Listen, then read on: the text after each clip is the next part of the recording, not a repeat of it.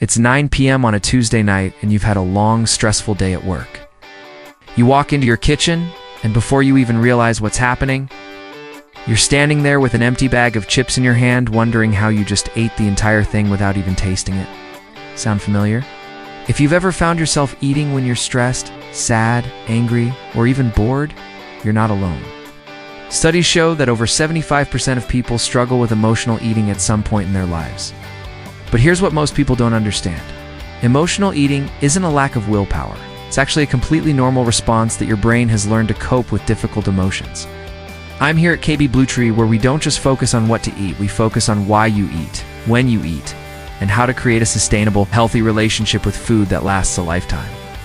If you've tried every diet out there but still find yourself turning to food for comfort, this video is going to change everything for you. Before we dive in, make sure to like and subscribe to KB Blue Tree for more insightful content that addresses the real root causes of your health struggles, not just the symptoms. We publish content every week that goes beyond surface-level advice to give you the tools you need for lasting transformation. Hit that notification bell so you never miss strategies that could completely change your relationship with food and your body. Problem. Let me start by explaining what's really happening in your brain when you emotionally eat. When you experience stress or difficult emotions, your brain releases cortisol, triggering cravings for high-calorie, high-sugar foods. When you eat these comfort foods, your brain releases dopamine, creating temporary relief. Your brain remembers this pattern and creates a neural pathway that connects emotional discomfort with eating.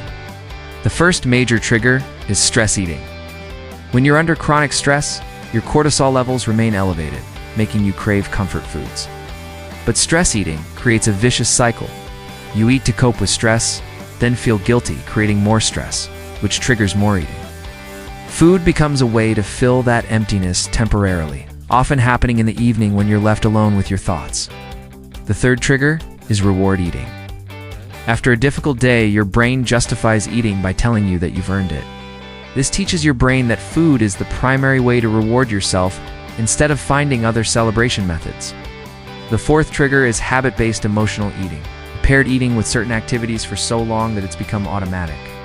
Like always snacking while watching TV or eating something sweet after dinner, even when you're not emotional. The fifth trigger is eating to avoid dealing with emotions altogether.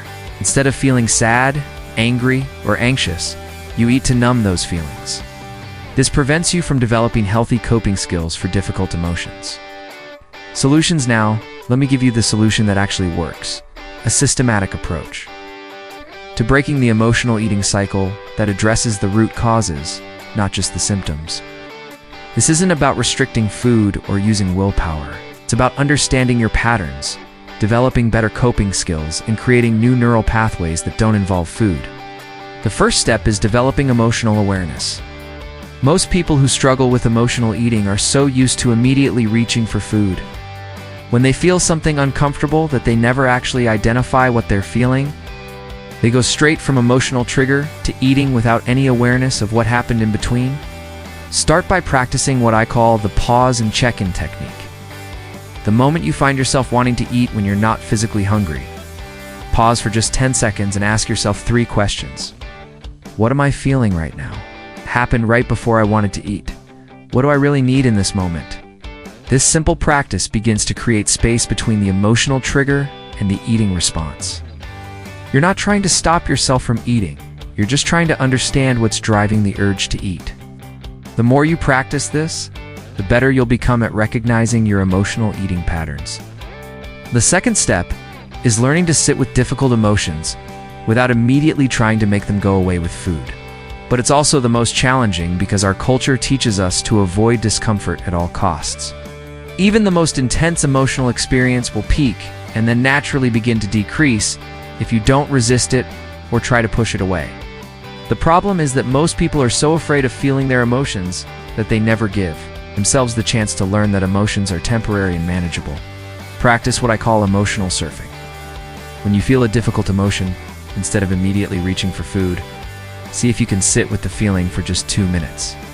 Notice where you feel it in your body. Is it tension in your shoulders, knot in your stomach, a tightness in your chest?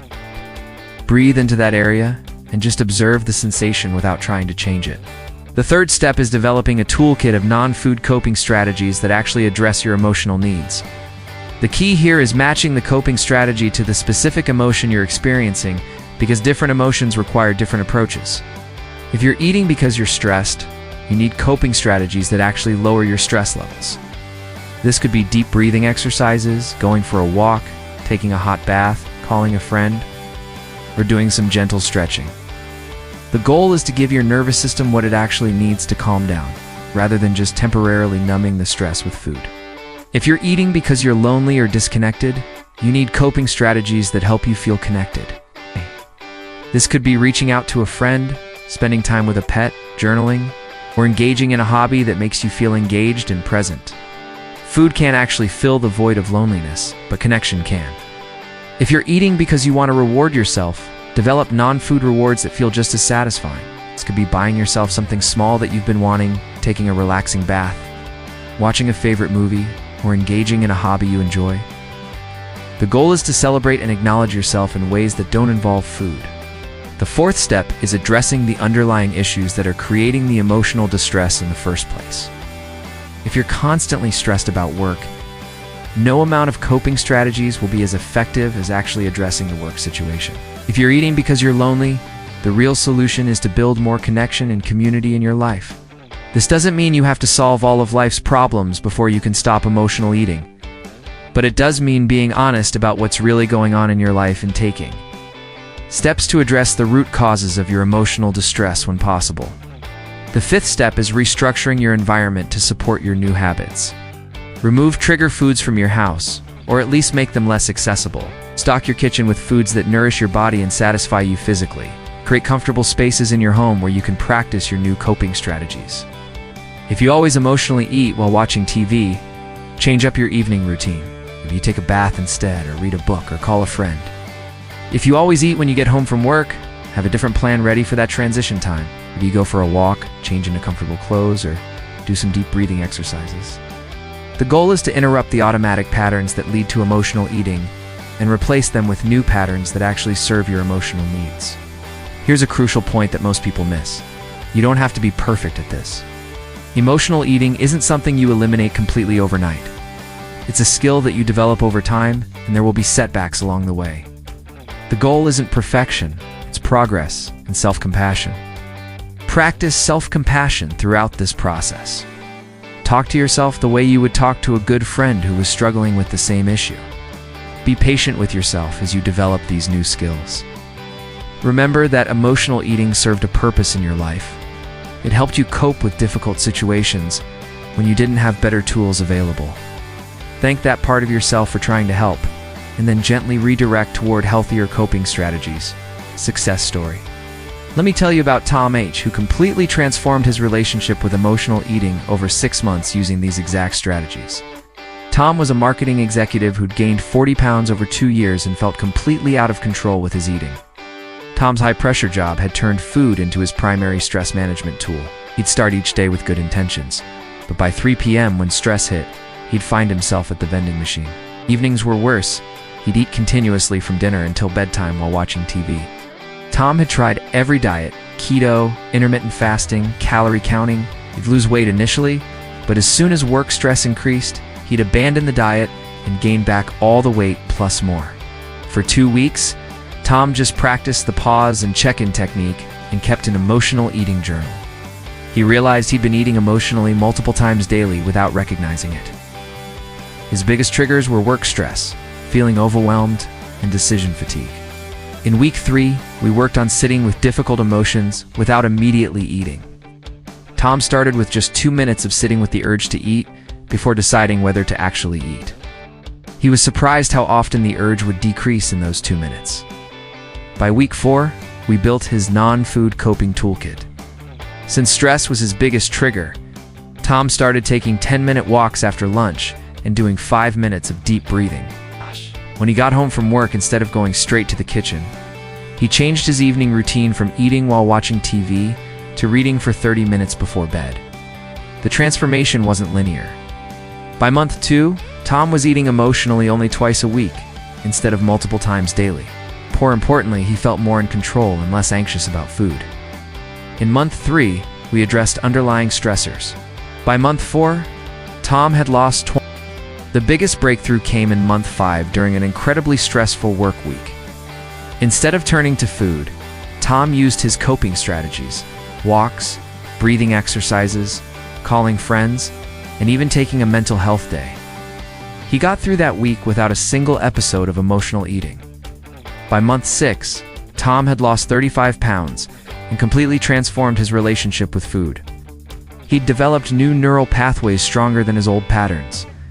Now, over a year later, Tom has maintained his weight loss and new relationship with food. Call to action. Here's what I want you to understand about emotional eating. It's not a character flaw. It's not something you need to be ashamed of. It's a coping mechanism that your brain developed to help you deal with difficult emotions. And it actually served a purpose at some point in your life. The problem is that it's no longer serving you, and it's time to develop better tools. You don't have to live with the cycle of emotional eating, guilt, and shame anymore. You can learn to understand your emotions, develop healthy coping strategies, and create a peaceful relationship with food. But it takes time, practice, and most importantly, self-compassion throughout the process. If you're ready to break free from emotional eating once and for all, start with just one strategy from this video. Maybe it's practicing the pause and check-in technique for 1 week. Maybe it's starting an emotional eating journal to understand your patterns better. Maybe it's developing one non-food coping strategy for your biggest emotional trigger. Don't try to change everything at once. Sustainable change happens one small step at a time. The goal isn't perfection, it's progress in developing the skills you need to handle whatever emotions come up in your life. If this video helped you understand emotional eating in a new way, make sure to like it and subscribe to KB Bluetree for more insightful content that addresses the real root causes of your health challenges. We don't just tell you what to eat, we help you understand why you eat and how to create lasting change from the inside out. Hit that notification bell so you never miss content that could transform your relationship with food and your body. And if you know someone who struggles with emotional eating, share this video with them. Sometimes, knowing that you're not alone and that there are real solutions can be the first step toward healing. Remember, you're not broken, you don't lack willpower, and emotional eating doesn't define who you are. You're a human being with normal human responses to difficult emotions. But now you have the tools to respond to those emotions in ways that actually serve your well-being and help you create the life you want. Your emotions are valid, your struggles are real, and your desire to change is the first step toward transformation. Thanks for watching KB Bluetree, and I'll see you in the next video where we'll continue exploring the psychology behind lasting health and wellness.